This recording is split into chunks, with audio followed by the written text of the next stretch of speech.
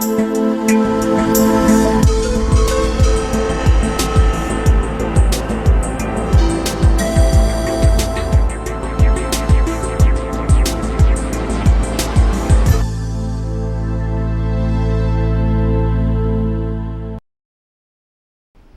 tarde a todos, irmãos da Casa de Leon Denis, companheiros que nos ouvem também pela internet. Boa tarde aos espíritos desencarnados, porque a gente não costuma cumprimentá-los. E hoje, naturalmente, nós vamos falar mais disso do que de outra coisa. Nós estamos iniciando a segunda parte do Livro dos Espíritos, onde vai tratar justamente da natureza, da nossa própria natureza, da natureza que faz com que tenhamos o real sentido da vida, ou seja, vai falar da nossa identidade, vai falar daquilo que, na verdade, somos essencialmente, daquilo que lutamos, batalhamos, sofremos e estamos há várias vidas tentando superar, ou seja, a nossa própria essência, recuperando as nossas potencialidades, entendendo a nossa função no mundo. Existe um mito grego, o mito de Prometeu, que conta o seguinte: Prometeu recebeu uma incumbência de Zeus, dentro da história da mitologia grega, Zeus como grande, digamos assim, um deus principal dentro do politeísmo grego. Prometeu recebe a incumbência de distribuir para a humanidade recém-criada, incluindo, na verdade, distribuir para a natureza recém-criada, para os animais, todas as potencialidades para que os animais pudessem sobreviver. E Prometeu abraça a tarefa e vai se dirigir ao mundo para assim distribuir as habilidades e capacidades que cada animal ia desenvolver na sua sobrevivência. Seu irmão Epimeteu, muito entusiasmado e impulsivo, implora a Prometeu que ele faça a tarefa. Ele queria realizar a tarefa proposta por Zeus. Prometeu resiste, mas diz o seguinte: muito bem, eu vou deixar que você realize a tarefa, porém, eu vou viajar. Quando eu voltar, eu espero que esteja tudo arrumado, tudo de acordo com a vontade de Zeus. E assim foi feito. Quando Prometeu retorna da viagem, ele se surpreende com Epimeteu. Ele distribuiu várias habilidades para as aves, para os animais menores, desenvolvendo capacidades até bastante específicas, como o mimetismo, a capacidade do animal se disfarçar em ambientes ameaçadores. Várias questões Epimeteu pensou com muito detalhe. E quando Prometeu já ia elogiá-lo, ele olhou para um canto e viu um animal muito frágil, com os olhos esbugalhados, com a pele fina, nada resistente. E ele se espanta e pergunta para o irmão: o que fizeste desse animal? E aí Epimeteu se surpreende e olha: você sabe que eu esqueci dele? Eu não sei, os dons acabaram, os dons divinos acabaram. O que a gente vai fazer? Ele vai ficar sem dom. Aí Prometeu lembra que Zeus guardava as 7 chaves, o fogo sagrado no Olimpo. E era proibido que, no caso, os titãs, eles eram titãs, fossem até lá e roubassem. Mas Prometeu resolve roubar o fogo sagrado. E ao roubar o fogo sagrado, ele entrega a quem? Ao homem.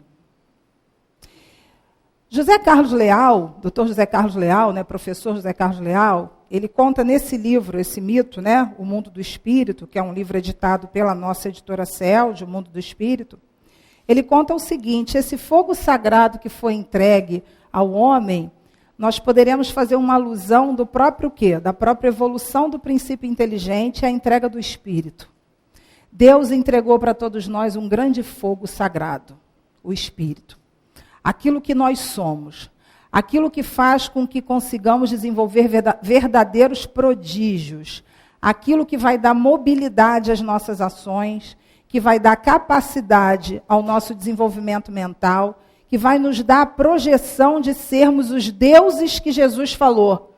Vós sois deuses, sois capazes de realizar muito mais do que eu. Ou seja, Jesus anuncia claramente que nós somos mais do que aparentamos, ou melhor, Jesus nos adverte que nós ignoramos quem nós somos.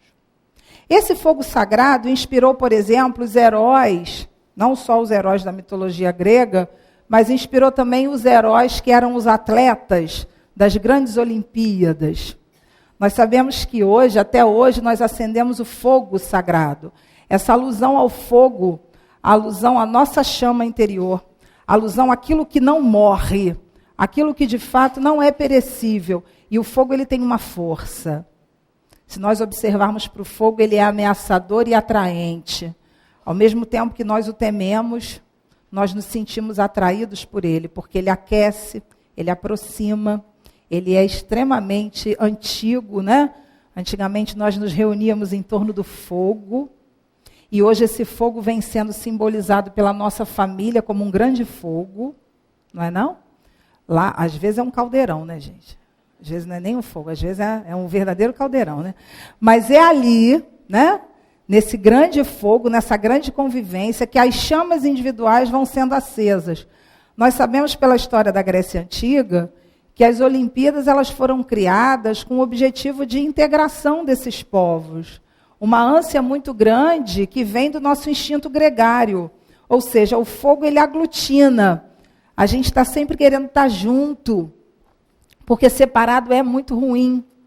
Então, se nós temos como esse fogo sagrado, que é o Espírito, se nós somos, melhor, esse Espírito, o que nós estamos fazendo com ele?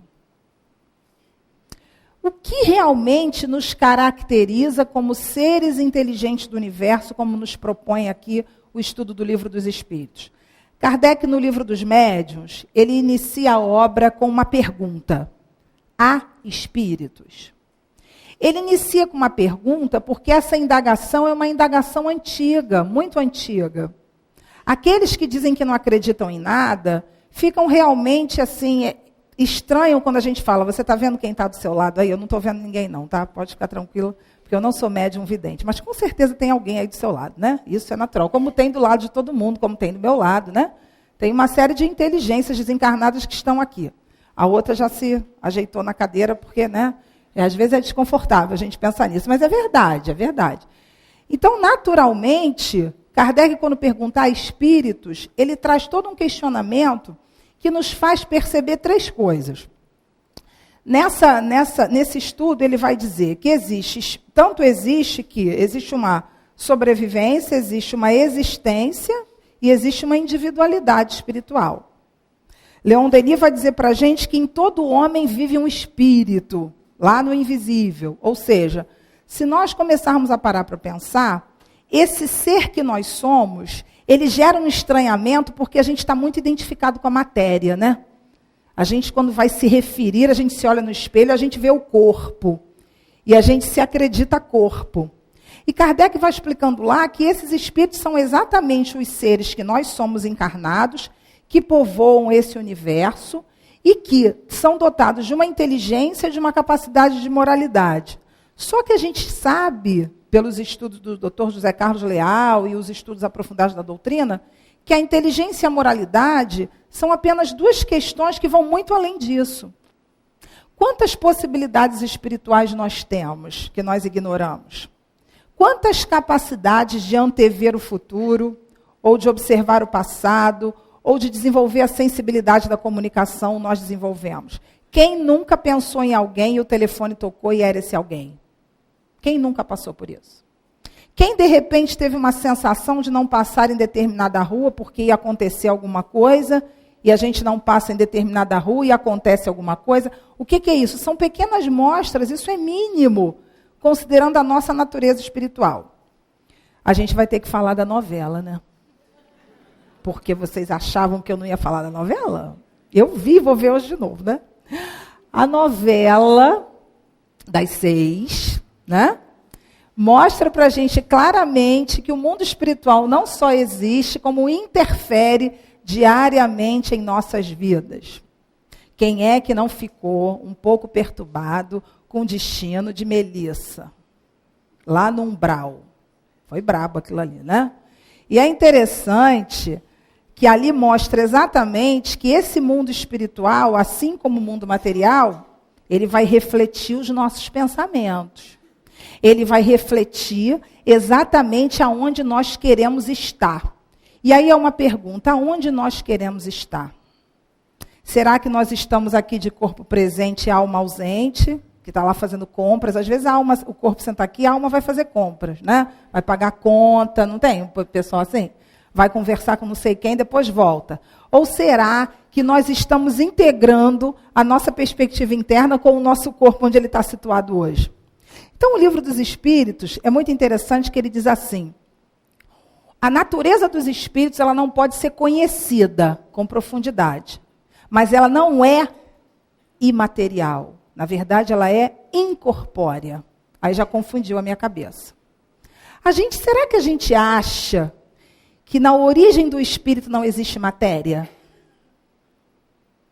A gente aprende pela Gênese fluido cósmico universal. Que o fluido cósmico universal é o elemento material que dá origem a tudo que é matéria no universo. Só que o que é matéria no universo não é mais só o que é tangível. A gente aprendeu que matéria é alguma coisa também que a gente não necessariamente pega. O pensamento é uma matéria, ou seja, ele configura uma forma com direção, precisão e destino. Dizem os espíritos que quando nós pensamos diretamente em alguém, o que se propaga no fluido são flechas. Então, vocês imaginem quantas flechas nós levamos e quantas flechas nós emitimos. É direto, pensei nela. Ao pensar nela, a flecha vai. E se ela pensar em mim, a flecha volta. Então, na verdade, a gente não pode dizer que na natureza do espírito não tem matéria, eu não sei. Pode ter um estado de matéria tão sutil que a gente não compreenda, não saiba como. Mas qual é a importância de tudo isso? O que Deus quer quando Ele cria um mundo espiritual e um mundo material? Quer que a gente fique o quê? Se degladiando? Quer que a gente fique disputando? Quer que a gente sinta medo quando alguém fala assim, tem alguém do teu lado? Para que Deus criou esses dois mundos? Na física existe um conceito que é o conceito de atrito. Né? E para que serve o atrito? Tem um atrito que é dinâmico, que é no momento em que os corpos estão se deslizando, e tem um atrito que é estático. Atrito. Eu estou com a mão aqui, tem um atrito, a minha mão está parada, e esse atrito permite esse contato da minha mão com esse material aqui. O atrito, de alguma maneira, ele vai produzir alguma mudança. Ele vai produzir algum incômodo. Quando o mundo espiritual se atrita com o mundo material, quando nós nos atritamos com o corpo, esse constrangimento, esse contato vai produzir o quê? Mudança. Saia da acomodação. Por que nós convivemos com inteligências diferentes? Porque essa diferença vai nos provocar o quê? Um incômodo. Incômodo esse que vai fazer com que a gente saia do lugar. Esse conceito de atrito é interessante porque normalmente nós confundimos atrito com briga. Não é assim? Vamos entrar em atrito. Aí a gente briga com o obsessor. Eu conheço uma companheira que ela discute com a inteligência desencarnada. Você não tem mais o que fazer, não. Vai procurar um umbral. Ele já está no umbral. Ué, não é? Ele já está no umbral, gente. O mundo espiritual está aqui, ó. Pertinho. E ela discute com o espírito. Aí o que acontece? Fica perturbada, tem pesadelo, tem sensação de que passou alguém pela porta e não passou ninguém. Quer dizer, passou, né? Com certeza passou. Ou seja, fica discutindo. Então, na verdade, esse conceito de atrito, de choque magnético, é para que a gente perceba o que o espírito quer de mim, né? E o que eu preciso fazer nessa relação com o espírito. Bom, se eu sou um ser inteligente do universo, parênteses, eu estou usando a minha inteligência quando eu discuto com o obsessor?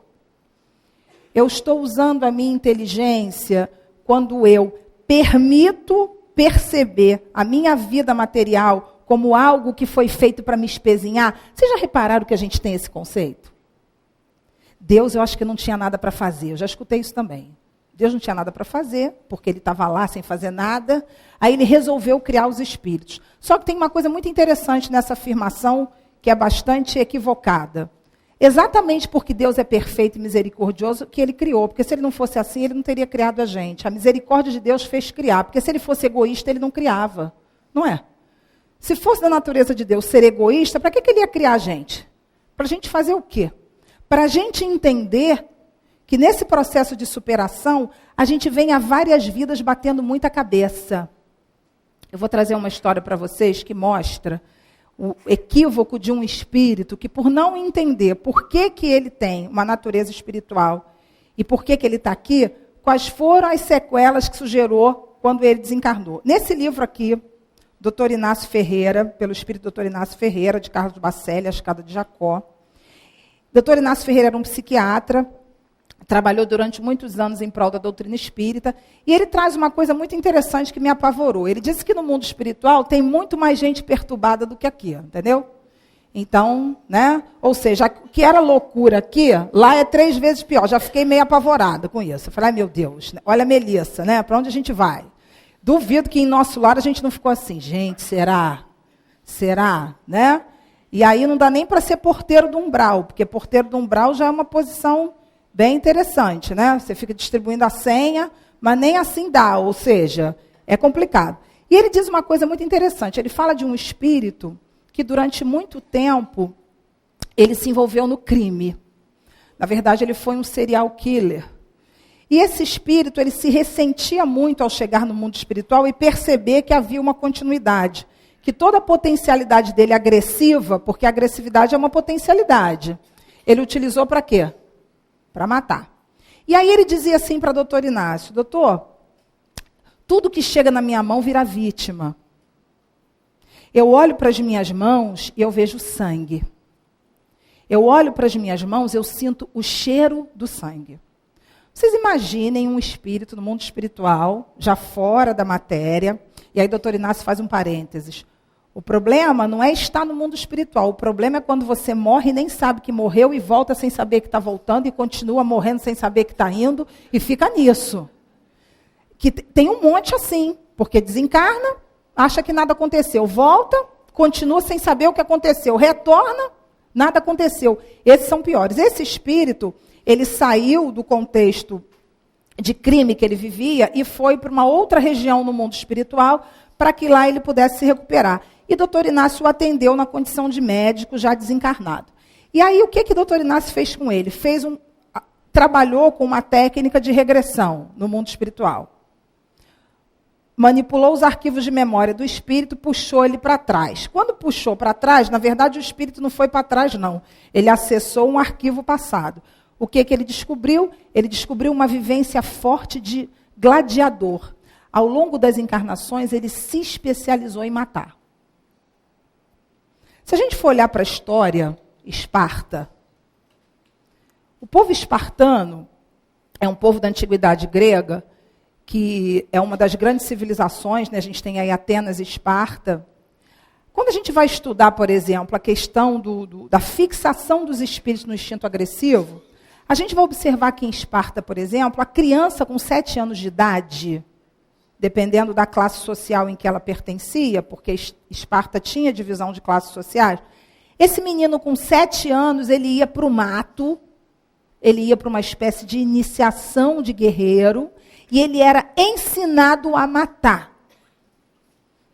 Ele passava por uma série de rituais, um deles era beber sangue, cevada, era a chamada sopa negra, que os historiadores chamam, raspavam a cabeça do menino e ele era treinado. O espírito vai o quê? Se habituando a fazer aquilo.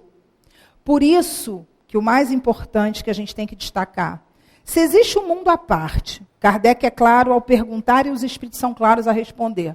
O mundo principal é o mundo dos espíritos. Então, se o mundo principal é o mundo dos espíritos, qual é a relação que eu, espírito encarnado, tenho estabelecido com a matéria? É uma relação onde eu priorizo a matéria? Ou é uma relação que eu me apodero da matéria entendendo que a matéria tem uma função na minha vida? Durante muito tempo, o mundo dos espíritos, ao longo da história da filosofia, essa ideia de mundo espiritual foi sendo atacada por vários filósofos materialistas. Por quê? A gente sabe pelo Espiritismo, pelo Evangelho segundo o Espiritismo, que Sócrates e Platão foram os precursores do cristianismo, porque eles trouxeram a ideia do mundo das ideias e do mundo das coisas. Ou seja, existe um mundo que é, Kardec diz aqui, mundo normal primitivo. Por que é mundo normal? É normal eu estar encarnada? É normal ou não é a gente estar encarnado? O nosso estado normal é encarnado ou é desencarnado? Ah, não tem ninguém dormindo. Isso é só para testar vocês, porque depois do almoço, 3 horas, eu vou te contar. Não é mole não, né, gente? Mas vamos lá. Se a gente sabe que o normal é desencarnado, por que a gente tem medo de desencarnado? Por que a gente tem medo de espírito? Eu conheço espírito que fala assim, ah, não, Deus me livre. Ah, não. Eu sei que existe, acredito, mas eu não quero ver nada, não quero sentir nada, tenho medo. Se falar com a gente, então piorou, né? Oi, como vai? Piorou, né? Como assim? De onde você está? Quem falou comigo? Se chamar o nome, a gente acha que é prenúncio da morte, não é não? Bianchi, vou morrer, né? É assim, né? Então, na verdade, esse estranhamento, ele também foi provocado historicamente. Sabe por quê? Como Sócrates disse para a gente que existe um mundo das coisas e um mundo das ideias, o doutor Inácio diz para a gente que ao longo da história, várias inteligências foram reencarnando para tirar essa ideia da nossa cabeça. Aristóteles foi um, dizendo que o pensamento socrático-platônico era equivocado. Se a gente for andando mais para cá na filosofia moderna, a gente vai encontrar Nietzsche, por exemplo, que é um espírito fantástico no campo do ponto de vista político, traz uma série de questões muito legais no ponto de vista político, mas no campo da religiosidade ele diz que, na verdade, o ateísmo é uma ilusão. Né? Ou melhor, o ateísmo é uma ilusão, não. Acreditar em Deus é uma ilusão. Então, ele traz para a gente uma desconstrução dessa ideia de mundo pré-existente. O que acontece? A gente se desespera, porque se morreu e acabou, as pessoas se matam, chegam do outro lado e elas olham, eu continuei. Em Memória de um Suicida, a gente vê isso claramente.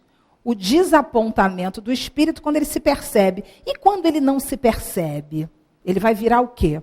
E aí eu vou contar para vocês uma outra história, desse livro aqui, Transição Planetária, que fala exatamente dessa dificuldade de percepção do mundo espiritual e do mundo material, esse rompimento, o espírito não se desliga, e lá ele fica muito preocupado com o quê?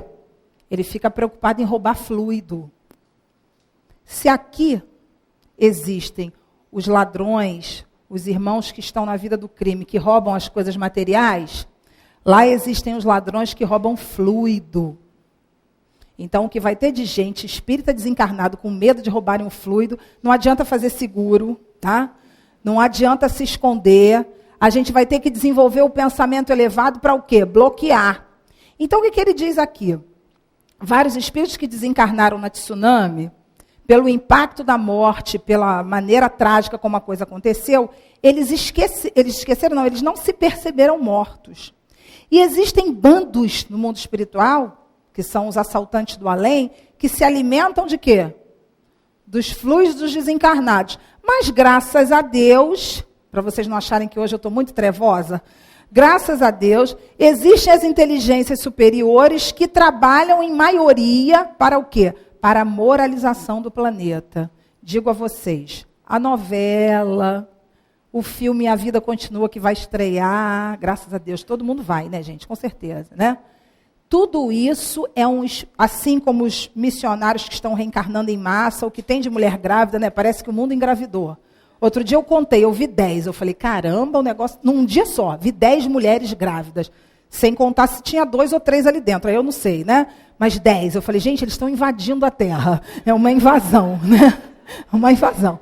Então, graças a Deus, essas coisas estão acontecendo. Para quê? Porque nós estamos numa marcha de moralização do planeta. E quem está aqui? E a missão dos espíritas? Vamos pegar lá o Evangelho. Missão do homem inteligente na Terra. Qual é a missão dos espíritas? Ou a gente acha que espírita não desencarna e fica perturbado e vai baixar na desobsessão? Tem. Infelizmente tem. Né? Ou seja, a nossa dificuldade ainda de se desapegar da matéria. Todo mundo diz, não, a morte não existe, mas se a morte entrar ali por aquela porta, bem caracterizada, aquela coisa de desenho, foice na mão, né? Mas vamos botar aquela simpática, aquela do desenho simpática. Quem quer vir comigo? Vai todo mundo, né? Todo mundo levanta e vai com ela. Ninguém vai, né? A gente acha muito bonita essa história de mundo espiritual, a gente entende, é bom quando um familiar nosso desencarna e a gente se consola. Agora, você vai hoje? Hoje? Mas peraí, calma, hoje? Por favor, eu tenho que pagar minhas contas, eu tenho que arrumar não sei o quê, eu tenho que casar. Pelo amor de Deus, né? Agora não. Dá para adiar um pouquinho? Então, assim, essa dificuldade foi sendo criada por esses filósofos materialistas. Então, no fundo, a gente fica assim, será? Tanto é que Kardec começa, há espíritos? É uma pergunta. Por que é uma pergunta? Porque se nós vivêssemos como espíritos, 80% da nossa vida já estaria diferente. Nós entendemos daqui para cima, para colocar aqui. Por que é difícil? Porque eu ainda gosto de vivenciar determinadas questões. Porque o passado ainda me atropela. E aí eu vou contar um outro caso do Dr. José Carlos também. Ele diz o seguinte, uma menina de 14 anos, olha como é que é difícil a gente vencer algumas questões da nossa vida de espírito, né? Reforçar a nossa individualidade, progredir, porque a gente tem um passado que assombra, né? Não tem uns medos meio irracionais que a gente tem? Eu conheci uma menina que ela tinha medo de galinha. Vocês conseguem imaginar medo de galinha? A boca chegava a ficar branca, ela entrava num estado de torpor. Ela entrava, Bianca, vem uma galinha ali. Eu falei, calma, não vai acontecer nada com você, eu vou te proteger, fica calma, né? Eu também ficava com medo da galinha, porque de repente ela estava vendo alguma coisa na galinha que eu não estava vendo. Mas enfim. Mas eu não tenho medo de galinha, mas isso contagia, né? Ou o atrito, a convivência que contagia. Enfim, voltando ao caso. Essa menina de 14 anos, ela vivia no contexto norte-americano, e num determinado momento da vida ginasial, ela começou a desenvolver uma espécie de fobia. Em que situações? Toda vez que tinha uma atividade esportiva, e uma bola era arremessada na direção dela, vôlei, qualquer atividade com bola, ela entrava em desespero, a professora tinha que tirar, ela passava mal, era uma coisa muito desconfortável. Aí isso foi piorando, gerando assim, um processo muito desconfortável para a menina no dia a dia. E aí ela foi levada a um determinado psiquiatra que trabalhava com a perspectiva de vidas passadas e o entendimento de que existe uma vida após a morte, e ela foi submetida a um tratamento de regressão de memória. Nesse tratamento, o psiquiatra conseguiu localizar com ela, e a novela também explorou isso, né, gente? Então, o pessoal que não acredita em vidas passadas, eu sei de companheiros de outra religião que não perdiam um capítulo. Olha que coisa boa, né? Aquilo contagia. E aí a menina, ao voltar a acessar a memória, o arquivo de memória perispiritual, ela se descobre aonde? Numa floresta, onde ela corria muito, e várias pessoas com pedras na mão, querendo apedrejá-la. E ela começa a dizer para o médico, eu estou aqui à beira de um abismo, eu fiz alguma coisa errada que eu não sei o que foi, e eles querem me matar. E ele vai aprofundando o arquivo de memória, até que ele chega numa determinada situação, onde ela foi tomada como bruxa, no contexto da Idade Média. E, na verdade, algumas mulheres a acusaram pela beleza dela. Ela não tinha nenhuma prática, digamos assim, mística, mas a inveja diante daquela beleza, daquela graciosidade da menina, fez com que as mulheres mobilizassem os homens. Olha só, gente, até nisso a gente vai ter que dizer que a gente estragou de vez em quando, né? A gente foi mobilizar os homens para os homens ficarem contra a menina. Olha que tristeza. Os homens estão ouvindo isso, vão dizer, a palestrante falou, tá vendo o que vocês fazem, né? Então, assim, paralelo, tá? Só nessa situação. E aí mobilizaram os homens, e os homens começaram a persegui-la, e as pedras foram sendo o quê? Atiradas, até que ela relata para o psiquiatra, uma pedra bateu na minha cabeça e eu morri. Olha a vida do espírito, do passado, interferindo na vida atual. Depois disso, outras questões foram trabalhadas e a menina ficou bem. O que isso mostra para a gente? O nosso passado ainda é um patrimônio que pode nos atrapalhar ou pode nos auxiliar. Existem hábitos muito fortes que, mesmo encarnados, vivendo numa outra vida, num outro tempo, a gente não consegue se desligar. Por quê? Eu não quero esse corpo. Eu não quero nascer. Eu não pedi para nascer. Deus não tinha nada para fazer, não? Quando inventou isso. E aí a gente vai perdendo o objetivo da encarnação. Pergunta 132. fazer com que o Espírito tome a sua parte que lhe cabe na obra da criação. Se o meu mundo normal é um mundo espiritual, a minha relação com a matéria ela precisa ser o quê? Modificada. O Dr. José Carlos Leal, ele vai dizer para a gente que nós temos várias faculdades espirituais que nós não desenvolvemos. E o Dr. Inácio diz uma coisa muito interessante, ele diz assim, quando nós estamos do lado de cá, né, ou seja, sem o corpo, às vezes é muito difícil a gente trabalhar no mundo corpóreo, porque os médiums têm as suas crenças e as suas manias que atrapalham a comunicação mediúnica. Médium que eu estou falando não é só eu que estou aqui, né, sendo influenciada pelo mundo espiritual, ou na mesa de desobsessão. Médium é quem pensa. Tem alguém que não pensa aí? Levanta o dedo. Né? Então, às vezes, os espíritos querem nos impressionar positivamente, querem nos trazer mensagens e a gente não consegue por quê? Por causa dos nossos hábitos. Vou contar uma outra história. Ele diz lá que essas faculdades mediúnicas, essas faculdades do espírito, elas vão aparecer tanto na mediunidade quanto em fenômenos que não são da mediunidade. Existe um fenômeno que é uma faculdade do espírito, que é a telepatia. E ele conta um caso muito interessante, quando ele diz para a gente, que quando a gente consegue viver relativizando essa influência da matéria, a gente consegue acessar determinadas situações que muitas das vezes nos salvam. A situação foi a seguinte, um filho acordou super angustiado pensando no pai que estava viajando. A angústia aumentou. E ele começou a ficar preocupado, até que ele escutou assim, vá até o escritório e pegue os bilhetes de passagem. Ele achou aquilo um absurdo. Como assim? Vá até o escritório e pegue os bilhetes de passagem. Ele abriu a gaveta e lá estavam os bilhetes de passagem, com os vários hotéis, mas ele não sabia o hotel que o pai estava. E ele ficou, será que aconteceu alguma coisa com meu pai? O que eu vou fazer? O que eu vou fazer? Até que ele olhou e escolheu um, né? Ou alguém soprou, ou ele mesmo teve a percepção para ver. Ou foi uma ação mediúnica, algum espírito soprou, houve um intercâmbio ou não. Quando ele olha, que ele liga para o hotel, o atendente diz, Senhor fulano de tal, que bom que o senhor ligou, o seu pai acabou de infartar.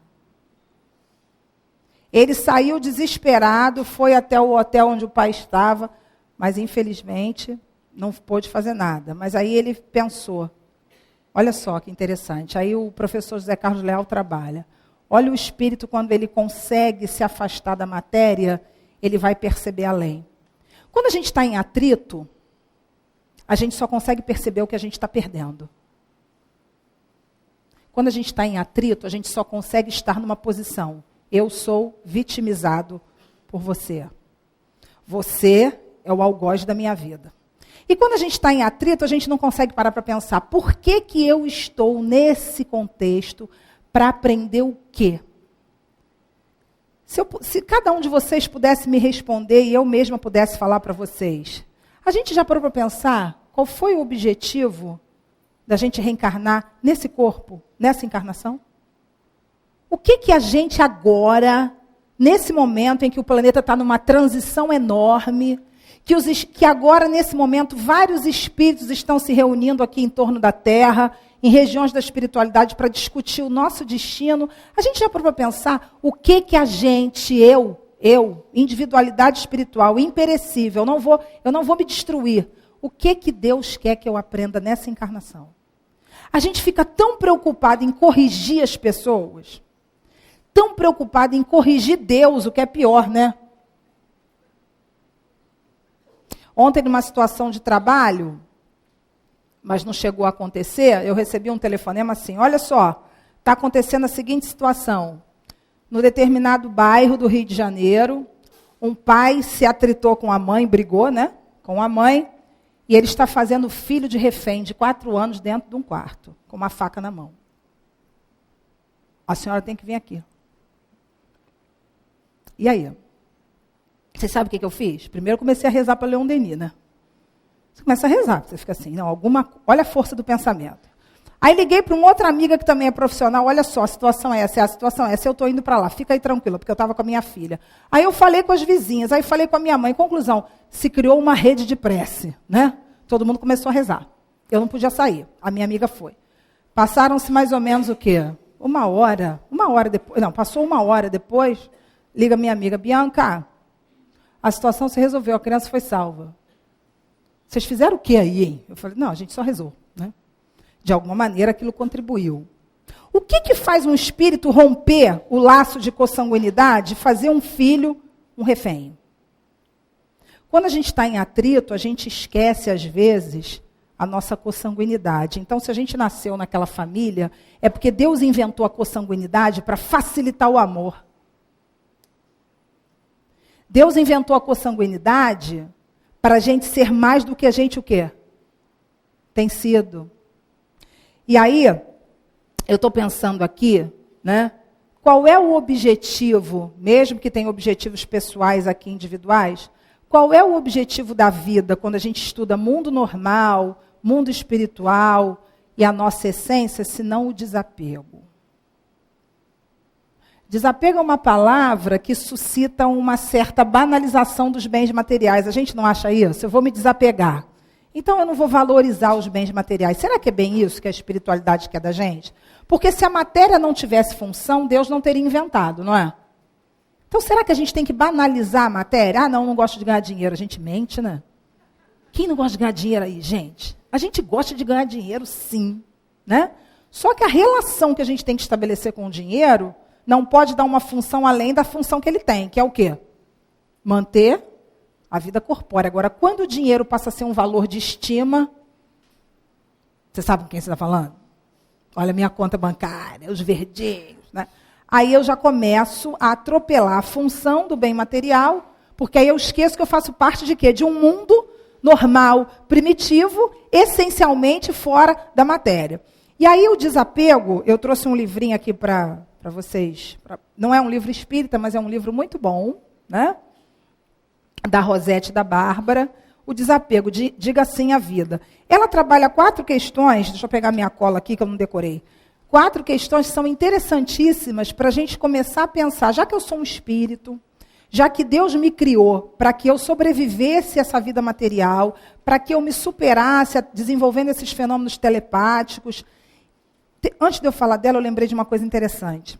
A capacidade que o espírito tem de se desapegar da matéria é tão grande que, às vezes, encarnado, a gente consegue ver fenômenos que a gente diz que são fenômenos milagrosos. O pessoal que anda em cima do fogo,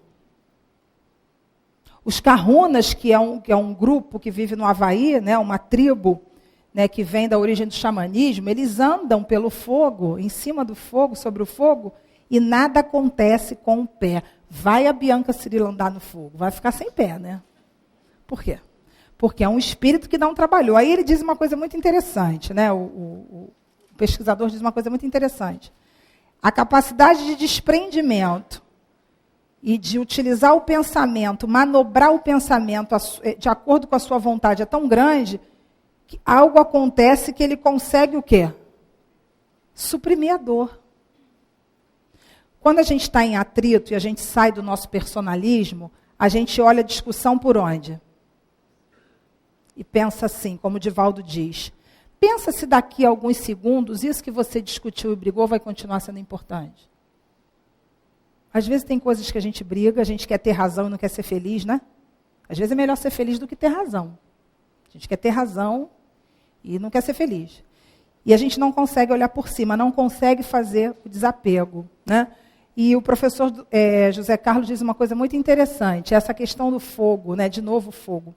É tão forte que na Idade Média, por exemplo, a gente tinha uma espécie de julgamento. Olha como é que a gente também usa o fogo para questões de pena, né? Não só para pensar na questão sagrada.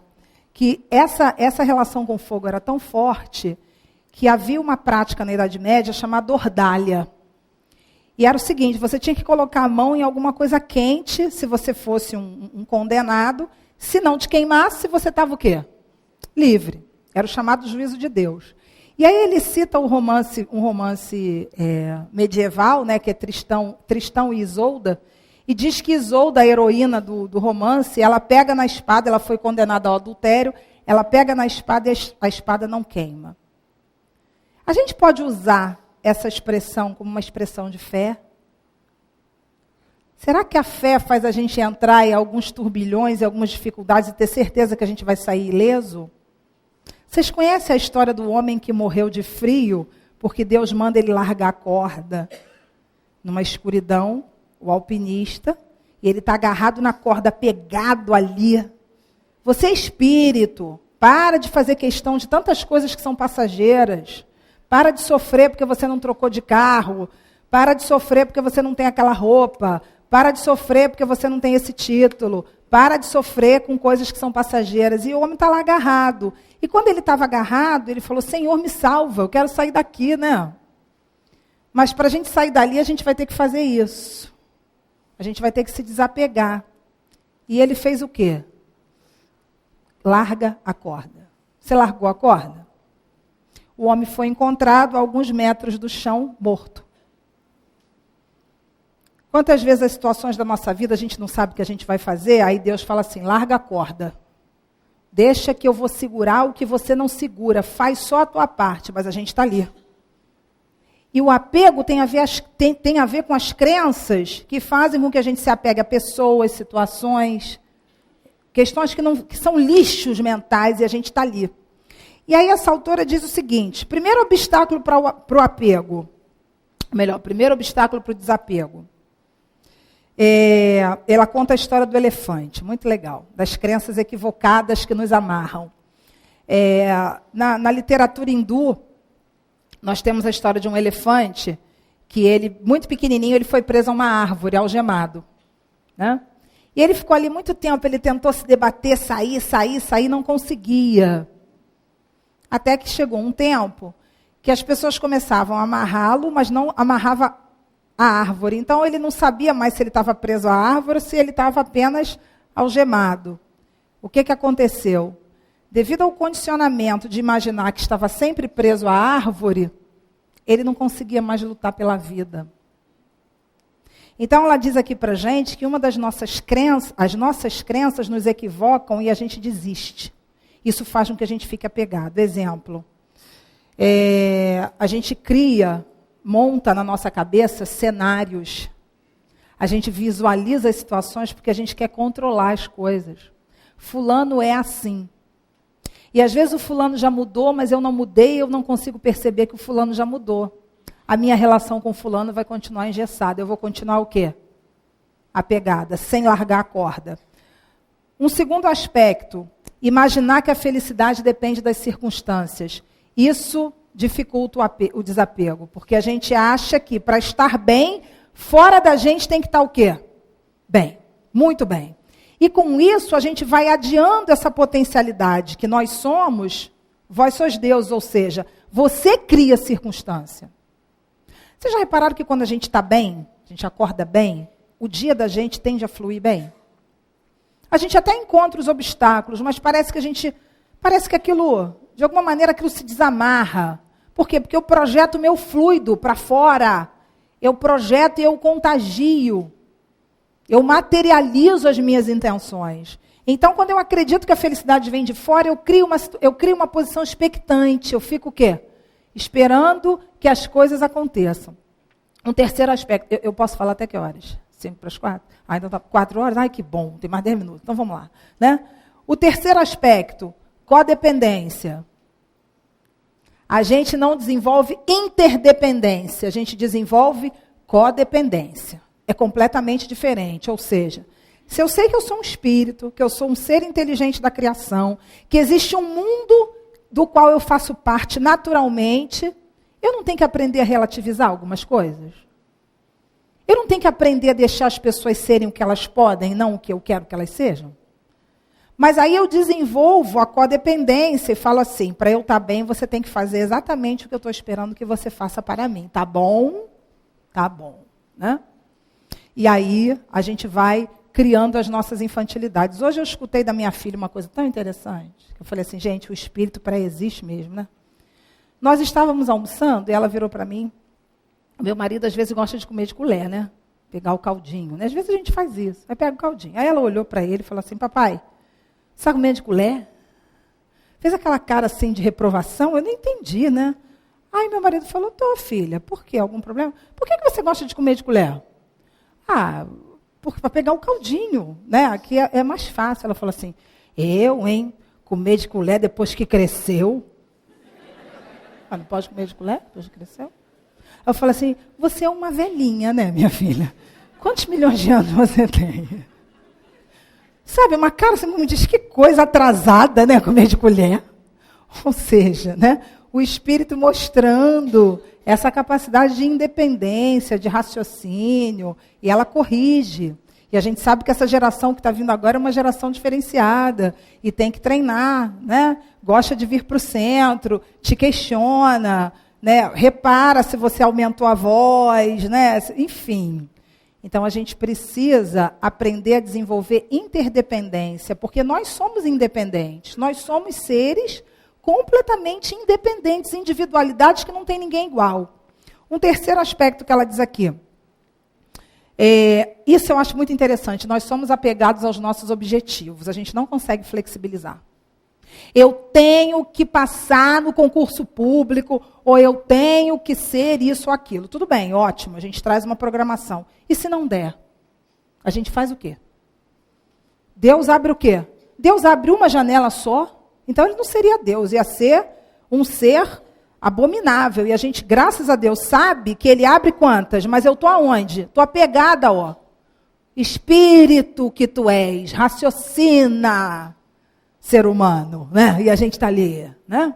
Então, a gente precisa relativizar os objetivos, porque às vezes aquilo que a gente acha que vai ser bom para a gente, não vai. Mas se eu estou submetida a uma vontade divina, eu aceito? Eu aceito. Eu aceito que existe uma inteligência que toma conta de mim, através dos seus mensageiros, e sabe exatamente o que é melhor para mim. Eu estou familiarizado com esse conceito? Eu estou ainda contaminado pelos conceitos da Idade Média, do materialismo, que fala assim, será?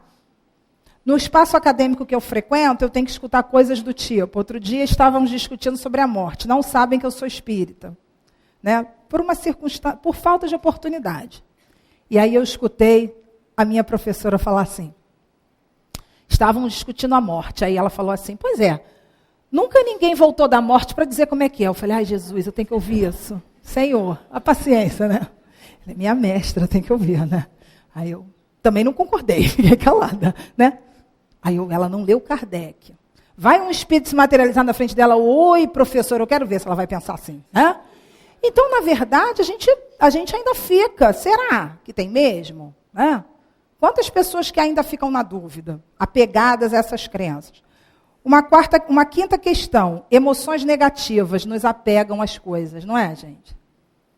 Sabe aquele sentimento cativo que a gente gosta? Ah, mas é tão bom, né?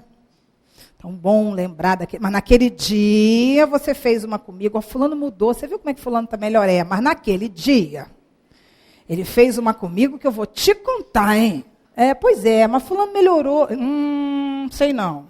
Desconfia, porque não sei se está muito bom não. Fingido, né? Aí a gente fica apegado às emoções negativas. E essas emoções negativas nos engessam, porque enquanto o outro está vivendo coisas boas, a gente está lá, né? Pensando naquelas questões negativas. E uma sexta questão para eu contar a história final, né?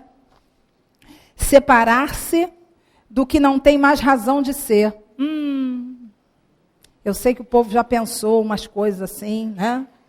Eu não vou nem mencionar para não dizer que eu estou influenciando, entendeu? Porque depois eu vou para um umbral com mais essa falta, já não chega as minhas, então vai ser mais um peso, né? Então vamos pensar aqui, gente, quantas coisas já acabaram, o ciclo já fechou e a gente está ali. Está ali. Jogando água em terra morta. Já morreu, mas eu estou ali. Não. Isso acontece tanto com situações materiais quanto situações que envolvem o sentimento. Outro dia eu tive a oportunidade de conversar com uma determinada pessoa, e infelizmente teve a filha morta de uma forma trágica, e o quarto da criança estava lá, todo montado. E aí? É difícil, é doloroso de se desapegar. Lógico que é com 3 outros filhos, mas é difícil, mas é possível. Outras situações, muda de rumo, está abrindo outras chances de emprego, de vida afetiva, não sei, de qualquer outra situação. Mas a gente não muda porque, afinal de contas, nós somos fiéis às nossas crenças ou nós somos fiéis a Deus? E aí eu vou contar uma história para vocês. 2 histórias, acho que dá tempo, né? 2 histórias. Uma história de desapego mostra o seguinte: uma vez um príncipe, muito orgulhoso, passeava pelo bosque, né? E aí ele encontrou um homem com um crânio na mão. Mas ele era um príncipe importantíssimo, alguém que deveria ser reverenciado o tempo todo. E ele passa pelo homem, e o homem ignora a presença dele e continua olhando o crânio. E ele, muito irritado, vira para o homem e diz assim: você não percebeu o que eu estou passando? Como que você não se dirige a mim? Você sabe quem eu sou? Aí ele: majestade, me perdoe. Aí ele reconhece o príncipe. O senhor me perdoe porque eu estava aqui olhando o crânio e pensando se esse crânio é de um mendigo ou é de um rei. E eu não consegui perceber a diferença. Eu examinei, olhei se era de um fidalgo. Aí ele começou, né? O príncipe virou uma água fluida, né? Com certeza, porque depois disso você vira uma água e escorre pelo ralo, assim, né? Porque você não tem nem mais cara para falar nada, né? E aí a gente fica analisando, né? Ou seja, o nosso destino é essa caveira, sim. A gente vai passar por esse túmulo muitas vezes, e já passamos muitas vezes, e já perdemos a conta de quantas vezes. Então, para que tanto orgulho? Para que tanto apego? Senão a gente vai chegar lá no mundo espiritual como André Luiz: mas eu sou médico, vai lá varrer o chão. Qual é o problema de varrer o chão? Vai lá ajudar as pessoas, os necessitados. Vai lá recolher as vítimas do tsunami que estão lá desarvoradas, como uma mãe aqui que estava procurando a filha se envolveu com a prostituição e ao desencarnar estava o verdugo de outras vidas agarrado na menina. E a mãe olhando desesperada, pedindo ajuda. Tem muita gente para a gente ajudar. Tem tanta gente que eu vou terminar com uma história de ajuda. É uma história que está no livro Histórias para Aquecer o Coração. Uma moça tinha uma determinada mãe que aos 30 anos sofreu uma paralisia e, enfim, teve a vida restrita em função dessa paralisia. E essa moça vem relatando assim de uma forma muito saudosa o tempo em que a mãe andava, né? Como era bom, ela saía com a mãe, viajava com a mãe, mas aquela experiência do hospital ia deixando ela muito triste, porque ela precisava lidar com uma outra mãe agora. E ela diz que o que a inspirava era o otimismo da mãe. A mãe, apesar de estar dentro daquela restrição, ela continuava incentivando a filha, e a filha ficava às vezes até constrangida, porque afinal de contas ela não tinha a força espiritual que a mãe tinha. Passados-se os anos, a mãe não desencarnou, né? A mãe resolveu ajudar algumas pessoas, criar uma espécie de ONG, onde ela ajudava algumas pessoas que também estavam com problemas semelhantes. A mãe, com toda a dificuldade, andando com bengalinha, ela já estava um pouco melhor, e a filha observava aquele comportamento da mãe, da onde ela tirava força.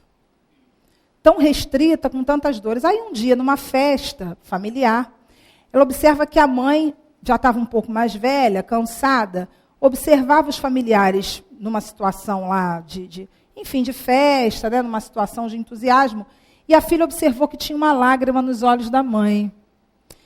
E a filha não aguentou aquilo, foi para o quarto, chorou, mas a mãe até então não expressava toda aquela dor que a filha sentia ao ver a mãe daquele jeito.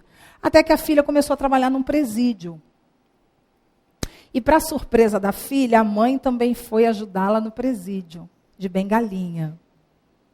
E quando ela chegava no presídio, era comum que os companheiros que estavam lá ficassem, olha o fluido, agarrados a esta mulher. E ela não entendia que poder é esse que aquela mãe tinha, aquela senhora já idosa, cansada, e os presidiários ali em torno dela. Até que um dia, a mãe, ela encontrou uma carta de um presidiário para a mãe. Eu não pude trazer a carta toda, porque a carta é muito grande, né? Mas ela dizia na carta que ela discordava de uma colocação que o presidiário tinha feito, dizendo que ele estava preso e que ela, essa senhora, era mais feliz porque ela não estava presa. E aí ela vem dizendo para ele que existem vários tipos de prisão, assim como tem vários tipos de liberdade. E aí ela coloca assim, um dos trechos da carta, né? Eu podia escolher entre ser um exemplo positivo para meus filhos ou podia murchar e morrer emocionalmente, assim como fisicamente. A gente tem sempre várias opções, mesmo na dor, mesmo na dificuldade. Aí ela continua. Existem muitos tipos de liberdade. Aí fala o nome dele. Quando perdemos um tipo de liberdade, temos que simplesmente procurar por outro. Você e eu somos abençoados com a liberdade de escolher bons livros que iremos ler e quais iremos deixar de lado. Olha só, ela dizendo para ele que a prisão e a liberdade é muito relativa, depende da nossa percepção, né? Que ela se sentia igual a ele, mas que ele poderia escolher os caminhos, né? Aí ela diz assim, você pode olhar para as grades ou através das grades. E por fim ela diz assim para ele, você, tanto quanto eu, pode escolher crer em Deus ou simplesmente achar que ele nos abandonou. Queridos irmãos da casa de Leon Denis, caros espíritos encarnados, vamos aproveitar a bênção que Jesus nos dá com a doutrina espírita, dizendo para todos nós que nós somos capazes de superar todas as nossas dores. Se não o fôssemos, Deus não seria justo. Que o Senhor Jesus possa nos abençoar, que possamos nos tornar pontos de luz onde nós estivermos, que possamos estar sempre atentos à nossa capacidade de amar, que é infinita. Muita paz, que Jesus nos abençoe.